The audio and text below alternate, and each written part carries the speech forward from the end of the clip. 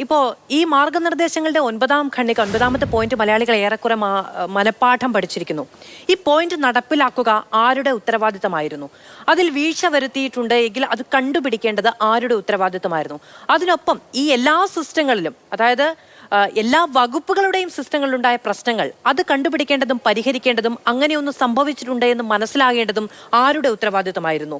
ഇപ്പോൾ പല കാലങ്ങളിൽ പല ദുരന്തങ്ങൾ ഉണ്ടായ സമയത്ത്, പല പ്രതിഷേധങ്ങൾ ഉണ്ടായ സമയത്ത്, പ്രതിപക്ഷത്തിന്റെ ഭാഗത്തുനിന്ന് ഉണ്ടായ സമയത്ത് മരണത്തിന്റെ വ്യാപാരികൾ എന്ന തരത്തിലുള്ള വിമർശനം പോലും നിങ്ങൾ കേട്ടിട്ടുണ്ട്. അതായത് ഒരു പ്രശ്നം ഉണ്ടാകുന്ന സമയത്ത്, ഒരു മരണം ഉണ്ടാകുന്ന സമയത്ത്, അല്ലെങ്കിൽ മരണങ്ങൾ ഉണ്ടാകുന്ന സമയത്ത് രാഷ്ട്രീയമായി അതിനെ ഉപയോഗിക്കുന്നു എന്ന വിമർശനം നിങ്ങൾ കേട്ടിട്ടുണ്ട്, മാധ്യമങ്ങൾ കേട്ടിട്ടുണ്ട്. അതായത് ആ വിമർശനം ഉന്നയിക്കുന്ന മാധ്യമങ്ങളെല്ലാം രാഷ്ട്രീയ താല്പര്യമുള്ള മാധ്യമങ്ങൾ എന്ന നിലയ്ക്ക് കേട്ടിട്ടുണ്ട്. അതായത് ഈ രീതി മാത്രമാണോ ഇപ്പോഴത്തെ വിമർശനങ്ങൾക്ക് അടിസ്ഥാനം? മാധു, അങ്ങ് ആദ്യത്തെ ഘട്ടത്തിൽ ചോദിച്ച ചോദ്യം ഇത് പരിഹരിക്കേണ്ടിയിരുന്നത് ആരുടെ ഉത്തരവാദിത്തമാണെന്നുള്ളതാണ്. നമ്മളെല്ലാം വിശ്വസിക്കുന്നത് അത് പരിഹരിക്കേണ്ട ഉത്തരവാദിത്തം അവിടുത്തെ അധ്യാപകർ മുതൽ PTA മുതൽ അവിടുത്തെ മറ്റ് വിദ്യാഭ്യാസ വകുപ്പിനകത്തുള്ള AEO DEO മുതൽ അങ്ങോട്ടേക്കുള്ള മുഴുവൻ സംവിധാനമായിരുന്നു ഉറപ്പാക്കേണ്ടതെന്നുള്ളതാണ്.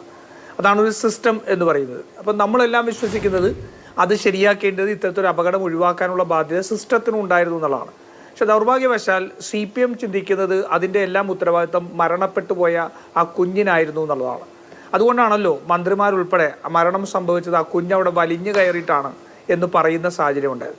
അതാണ് ഇവിടുത്തെ ഏറ്റവും പ്രധാനപ്പെട്ട പ്രശ്നം. ഇപ്പോൾ മാധു ചോദിച്ച പോലെ ഏതെങ്കിലും ഭാഗത്ത് സർക്കാരിൻ്റെ പരാജയം ഉണ്ടായിട്ടുണ്ടെങ്കിൽ ആ പരാജയം പ്രതിപക്ഷം ചൂണ്ടിക്കാണിക്കും, അതിനകത്ത് സംശയമൊന്നുമില്ല. പ്രതിപക്ഷം ചൂണ്ടിക്കാണിക്കുന്നത് എന്തിനാ? പ്രതിപക്ഷം ചൂണ്ടിക്കാണിക്കുന്നത് നാളെ ഇത്തരത്തിലുള്ള അപകടം ആവർത്തിക്കാതിരിക്കാൻ വേണ്ടിയിട്ടാണ്.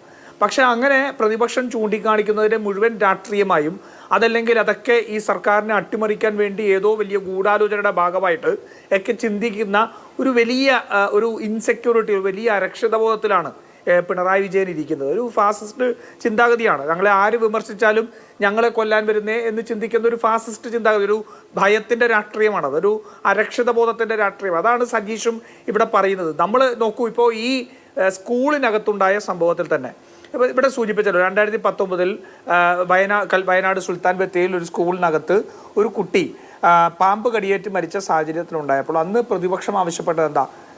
ലോക്സഭാ പ്രതിപക്ഷ നേതാവായി ഇപ്പോഴത്തെ, അന്ന് വയനാട് MP ആയിരുന്ന ശ്രീ രാഹുൽ ഗാന്ധി തന്നെ മുഖ്യമന്ത്രിക്ക് കത്തെഴുതി മുഴുവൻ സ്കൂളിനകത്തും ഒരു സുരക്ഷാ ഓഡിറ്റ് നടപ്പാക്കണം എന്ന് അദ്ദേഹം കത്തെഴുതി. പ്രതിപക്ഷ നേതാവ് VD സതീശൻ അന്ന് അദ്ദേഹം പ്രതിപക്ഷ നേതാവ്, അദ്ദേഹം കത്ത് കൊടുത്തു, സർക്കാരിന് കത്ത് കൊടുത്തു, സ്കൂളുകളിൽ മുഴുവൻ ഓഡിറ്റ് ചെയ്യണം എന്നുള്ള ആവശ്യം മുന്നോട്ട് വെച്ചു. ഇതൊന്നും ചെയ്തില്ല എന്നുള്ളത് കൊണ്ടല്ലേ മിഥുൻ നമുക്കിപ്പോൾ ഒരു രക്തസാക്ഷിയായിട്ട് മാറുന്നത്? അപ്പോൾ സർക്കാരിൻ്റെ ശ്രദ്ധയിൽപ്പെടുത്തിയ കാര്യങ്ങൾ പോലും ഇത്തരത്തിലുള്ള അലംഭാവം ഉണ്ടാവുമ്പോൾ സ്വാഭാവികമായിട്ടും ആ സർക്കാരിനെതിരുള്ള പ്രതിഷേധം ജനങ്ങളിൽ നിന്നുയരും. ഇപ്പോൾ സജീഷ് ഇവിടെ നിന്ന് പറയുന്നു നടപടിയെടുക്കും അല്ലെങ്കിൽ മറ്റു കാര്യങ്ങൾ ചെയ്യും. ഇത് നമ്മൾ സ്ഥിരം കേൾക്കുന്ന പല്ലവിയല്ലേ?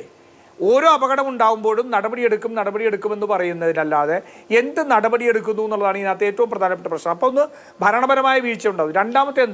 രണ്ടാമത്തേത് ധാർമ്മികമായ വലിയ പ്രശ്നം ഉണ്ടാവുന്നത്. കാരണം ഈ മന്ത്രിമാരെല്ലാം ഇവരെല്ലാം ചെയ്യുന്നത് എന്താ? തങ്ങളുടെ ഉത്തരവാദിത്തത്തിൽ നിന്ന് ഒഴിഞ്ഞു മാറി മറ്റാരുടെയെങ്കിലും തലയിലേക്ക് ഇത് വെച്ച് കെട്ടാൻ വേണ്ടിയിട്ടുള്ള ശ്രമം നടത്തിക്കൊണ്ടിരിക്കുകയാണ്. അതിന് പരുഷമായ അല്ലെങ്കിൽ വളരെ ഇൻസെൻസിറ്റീവ് ആയിട്ടുള്ള വാക്കുകൾ വരെ ഉപയോഗിക്കാം. ഒരു തരത്തിലും ഈ ഒരു അപകടം ഉണ്ടാകുമ്പോൾ ആ അപകടത്തോടൊരു മാനുഷിക സ്വഭാവമുള്ള അല്ലെങ്കിൽ ഒരു മാനവികതയുള്ള ഒരു സമൂഹം പ്രതികരിക്കേണ്ട രീതിയിലല്ല ഇന്നത്തെ ഭരണ നേതൃത്വം പ്രതികരിക്കുന്നത് എന്നുള്ളതാണ് ഏറ്റവും പ്രധാനപ്പെട്ട പ്രശ്നം. ഇത് ഒരു സ്കൂളിലൊരു സംഭവിച്ചു കഴിഞ്ഞാൽ അപ്പോൾ തന്നെ ആ കുട്ടിയുടെ കാര്യങ്ങൾ അല്ലെങ്കിൽ ഇതിനകത്തേക്ക് തങ്ങളുടെ ഉത്തരവാദിത്തം മാറ്റാൻ നോക്കുക അല്ല, മറിച്ച് അതിൻ്റെ ഉത്തരവാദിത്തം ഏറ്റെടുക്കുക എന്നുള്ളതാണ് ബാധ്യത. നോക്കൂ, കോട്ടയം മെഡിക്കൽ കോളേജിൽ ആ കെട്ടിടം തകർന്ന് വീണ് ബിന്ദു മരിക്കാനുണ്ടായ സാഹചര്യം ഉണ്ടായി. ആ കെട്ടിടം തകർന്ന് വീണ് ബിന്ദു ശ്വാസം കിട്ടാതെ പിടയുമ്പോൾ 2 മന്ത്രിമാർ അവിടെ നിന്ന് ചെയ്തത് എന്താ? ആ കെട്ടിടം വീണതിൻ്റെ ഉത്തരവാദിത്തം ഞങ്ങൾക്കല്ല. 2013-14 അതിന് ഫിറ്റ്നസ് ഇല്ലാതെ അതിൻ്റെ അൺഫിറ്റ് ആണെന്നുള്ള സർട്ടിഫിക്കറ്റ് കൊടുത്തിരുന്നു ഉമ്മൻചാണ്ടി സർക്കാരിൻ്റെ കാലത്ത് നിന്നാണ്.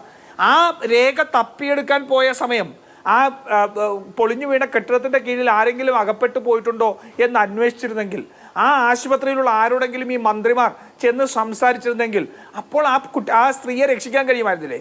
ഈ വീണ ജോർജും അതുപോലെ തന്നെ ശ്രീ വി എൻ വാസവനും ചെന്നതിന് ശേഷം ഒരു കുഴപ്പവുമില്ല എന്ന് പറഞ്ഞെടുത്ത് ചാണ്ടിയുമ്മൻ ചെന്നപ്പോഴത്തേക്ക് എങ്ങനെയാ അവിടെ ഒരു സ്ത്രീ മിസ്സിംഗ് ആണെന്ന് മനസ്സിലാക്കിയത്?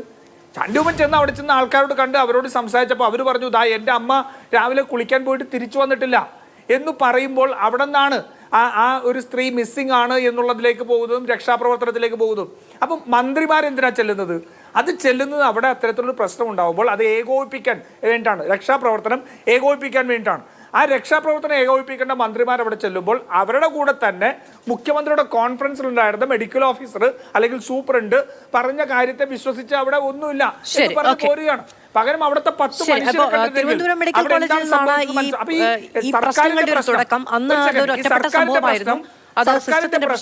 ഇത്തരത്തിലുള്ള അപകടങ്ങളോടും ദുരന്തങ്ങളോടും പ്രതികരിക്കുന്നതിന്റെ രീതിയാണ് ഇന്നത്തെ ഏറ്റവും പ്രധാനപ്പെട്ട പ്രശ്നം.